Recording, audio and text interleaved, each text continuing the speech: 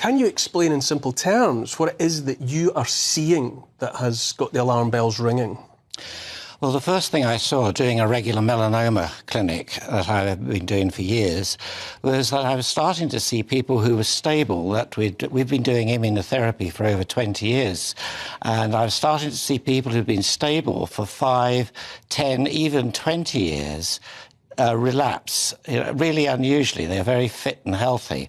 And I've occasionally seen this when somebody gets very depressed, they get knocked back, a bereavement, a divorce, bankruptcy for months. And we know this depression is associated with immune suppression. So I have seen that 2 or 3 times. And I looked for this in these patients, and there was absolutely no evidence. They were all perfectly happy. So I basically said, what have they all got in common? And they'd all got in common was they'd had the first booster vaccine. It was around this time. And I was able to show that they'd had it, then the relapse started between about 3 weeks and 3 months after the booster vaccine. So I thought this is an association. It doesn't mean to say it's causal. I mean, I'm the first to say that. But when you see an association and that it might be actually inducing it, you have to first of all ask why. Scientifically, is there a rationale for this? And 2, is there anything else? Is it just a coincidence? Well, the thing that alarmed me was that I've done a lot of research on vaccines in my time, and I immediately remembered the model where 1 vaccine's good, 2 might help if the first one didn't react properly. But the 3rd actually causes just more inflammation than good, and actually detracts from the first 2. And the 4th is even worse. And I suddenly thought, is this what I'm seeing here? So we looked at the patients who'd been given their booster vaccine. There's a lot of research going on. And they were all just focused on the antibodies. I mean, the rationale for giving this booster vaccine was the antibodies from the first 2 are starting to wane. They need a boost. That was totally inane thinking, because the antibodies will always wane after an infection, after a vaccine, and then they will settle primed for when you do come across the virus. They're primed to rise up against it. You don't need to give it a big boost. And the other thing that was clear, they were boosting initially with exactly the same virus that they were attacking in the first place, which had left the planet over a year ago, 18 months ago. And we were now dealing with a totally different variant, the Omicron, which I actually personally think was the best vaccine we ever had, because it was airborne and very non-toxic. What is it that... Let's say that it's the booster, whatever was injected in the booster.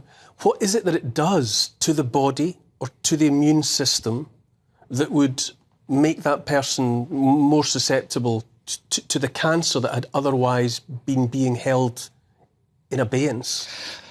Well, that's quite right. The immune system, it does hold the cancer in abeyance. We now know that very, very well. And we've known that when severe immune suppression is induced by some other source, like HIV, cancers appear, which would not normally have appeared.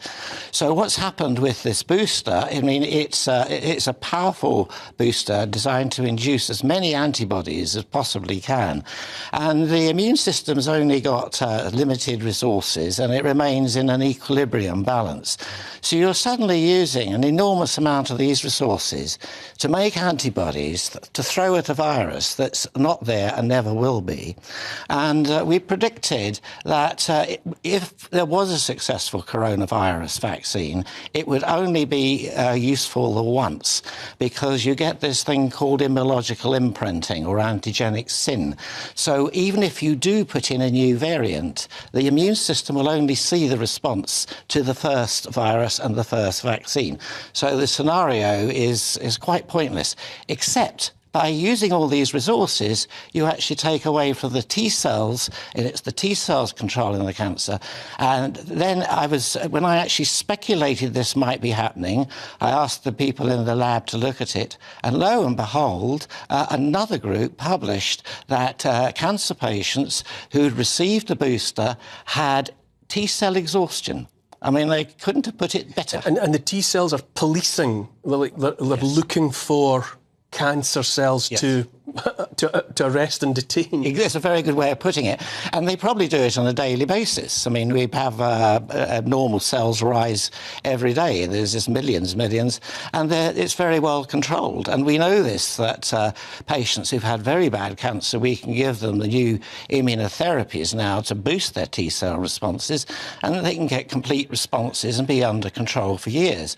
And so this is what was happening with the booster vaccine. It was perturbing this wonderful equilibrium of control and basically interrupting all the resources, and it led to a depression of the T-cell response.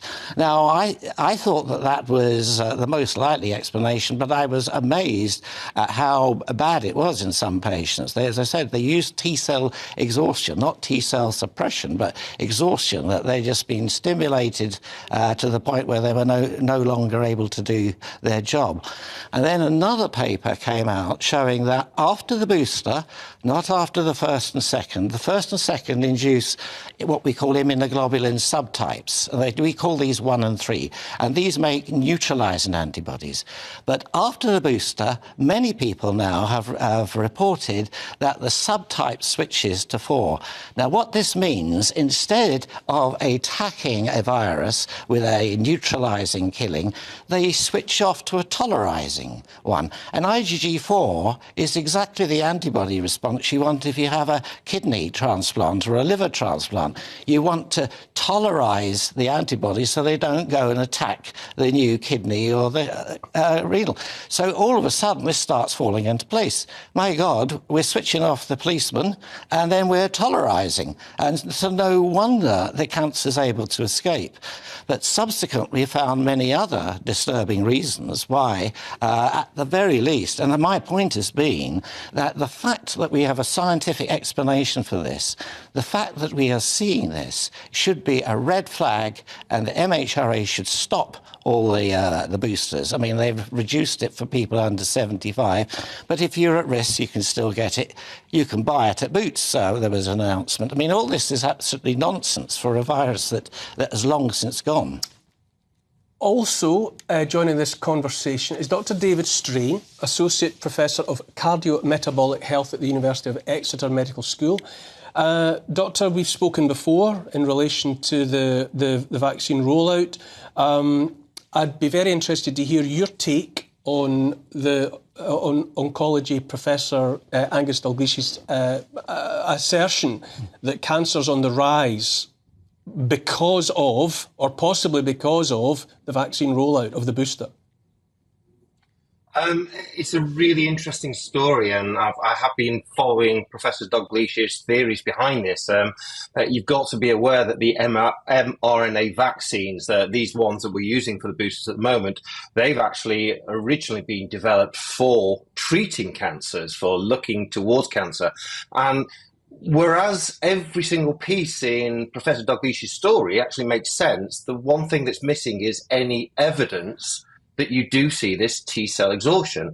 Indeed, the actual natural killer T-cells, the ones that are most involved in cancer, are heightened by the vaccination across a whole group of people. And it's suppression of that NKT cells that is leading to conditions such as long COVID and other post-viral illnesses. It's also interesting that he's completely skirted the fact that the virus itself is oncogenic. The virus itself, like many other viruses, has got demonstrated that it reduces one of our protective things, P53 and sirtuin 5. These are two things that are supposed to guide those T cells towards the cancerous cells.